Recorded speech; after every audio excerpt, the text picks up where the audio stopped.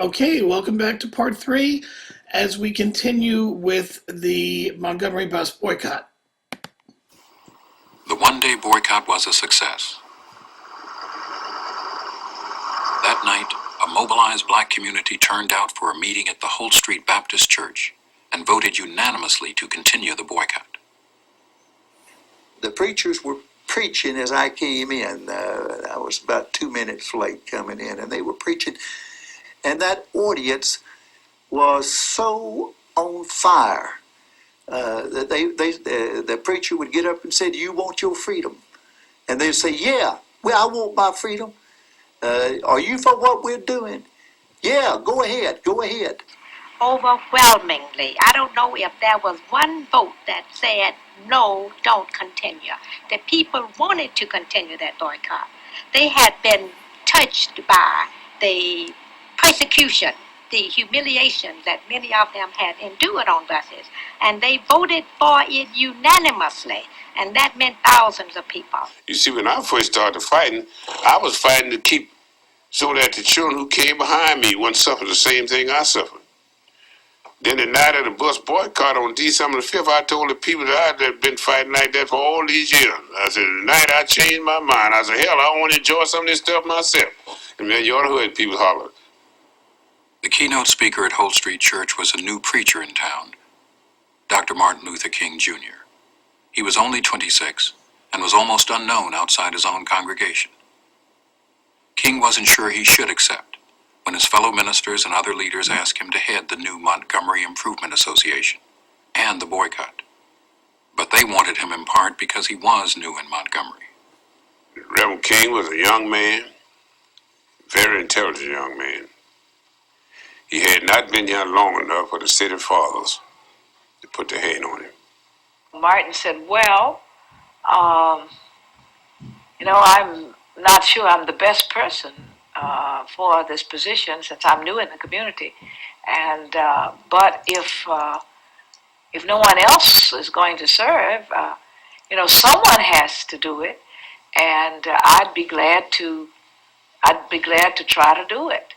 And of course, I guess everybody then assured him they wanted him. So he came on very excited about the fact that he had to give the keynote speech that night at mass meeting. He only had 20 minutes to prepare his speech. We, the disinherited of this land, we who have been oppressed so long, are tired of going through the long night of captivity. Now we are reaching out for the daybreak of freedom and justice and equality.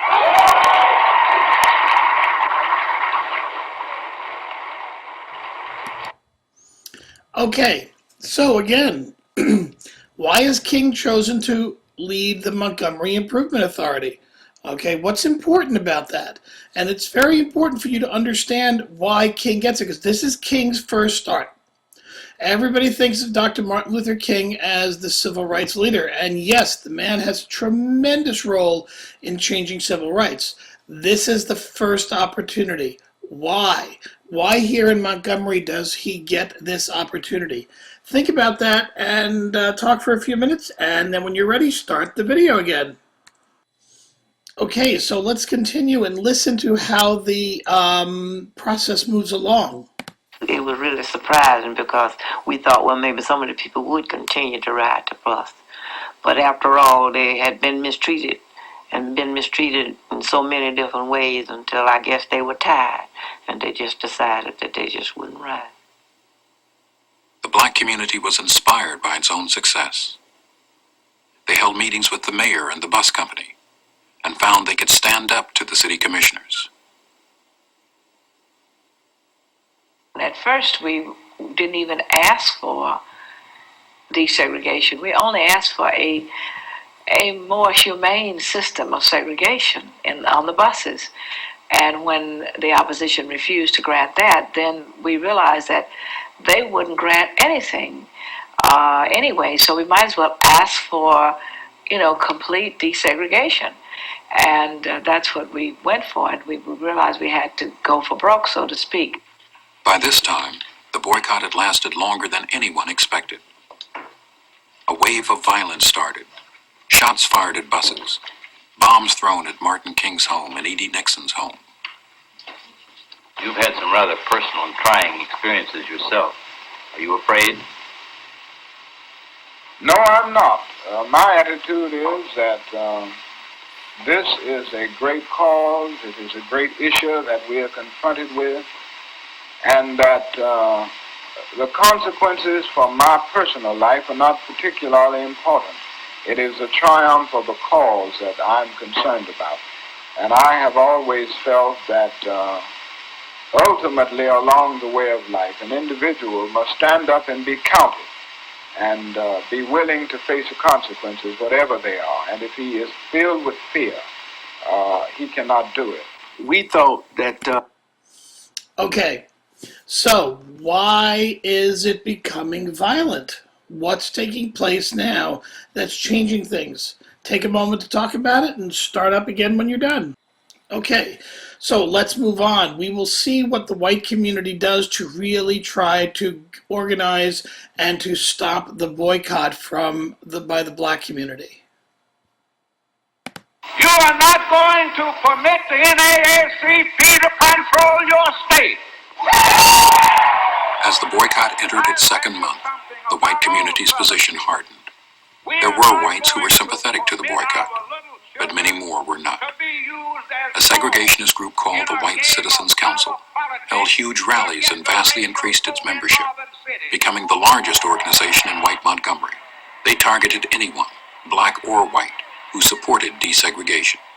90% of the white people in Alabama are for segregation, but in the last few years we have had quite a number of backsliders, you might say, that for political reasons, to further their political ambitions, have been trying to garner the Negro vote and would do most anything to get that vote. The Citizens Council is out to utterly destroy those people. the thing that kept the whites going was segregation, was the old way. Don't break the old way. Don't break this fabric. Don't break down segregation. Don't take this away, this old South. Don't take back the things that we've always known, and that we fought a war over these things, and that our forefathers would have us do this. Despite the pressure, the buses remained empty. Okay, so the White Citizens Council is very critical in terms of hardening the white vote and preventing anything from going further. Okay, so listen on as we move forward. The black leaders decided the boycott might weaken if they didn't respond quickly to the violence. They filed suit in federal court, claiming that bus segregation was unconstitutional.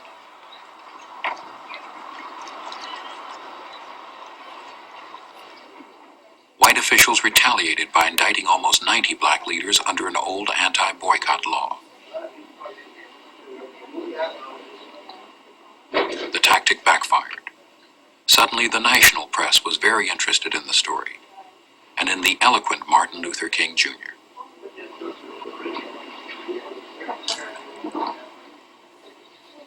We still feel that we are right and that we stand within our constitutional rights in the protest. And we still advocate nonviolence, passive resistance, and still determined to use the weapon of love. Jesus is with me. All right, so let's talk about that for a minute. Where does King get his nonviolence from? What is in his background? Where does he come up with this idea of nonviolence? And what happened as a result of the arrests that was similar to what happened in the Emmett Till case that brings this to the national front? Talk about that within your groups for a minute. When you're done, we will continue. Okay, so let's move along further. And of course, what good protest in the South against segregation and for civil rights would be complete without the Ku Klux Klan? So enter the Ku Klux Klan. The boycotts hurt the bus companies, businesses, and the cities. It was not clear if they could end segregation. September 1956. 9 months. The Klan in Montgomery held a series of highly visible rallies.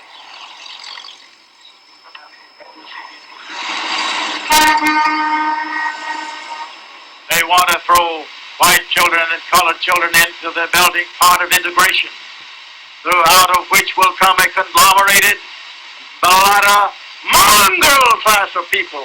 Both races will be destroyed in such a movement. Many in the black community were frightened, but they kept walking. 10 months, 11 months. The boycott's second Christmas was approaching. Downtown stores were hurt, but neither the city nor the marchers would compromise. On November 13, 1956, the U.S. Supreme Court broke the deadlock, ruling unanimously that Montgomery's bus segregation was unconstitutional.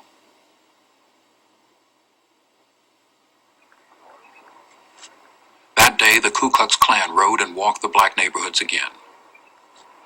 This time, the blacks just watched, unmoved and unafraid.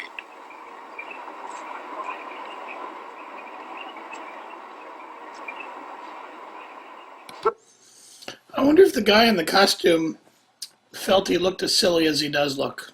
Okay, so now you have an understanding of what takes place in the Montgomery bus boycott. I hope when you read through some of the pieces, the articles from the New York Times explaining how the boycott ends, and then last but not least was the flyer that was handed out to blacks in Montgomery about how to behave when they rode the buses again. All right? So if you still have time left, I don't know how much time you'd have by now, feel free to talk about that. If not, please make sure you understand both of these topics so that we can review them quickly when I get back and we'll move forward, okay? Tomorrow we will discuss, or you guys will be talking about Little Rock, Arkansas, and Brown versus Board. So please make sure you are up to speed on the Brown v. Board case. Yes, I know everybody says it ends separate but equal. There's a lot going on in that case. So it would be very helpful if you had a good understanding of that before we move on. All right, talk to you tomorrow. Bye-bye.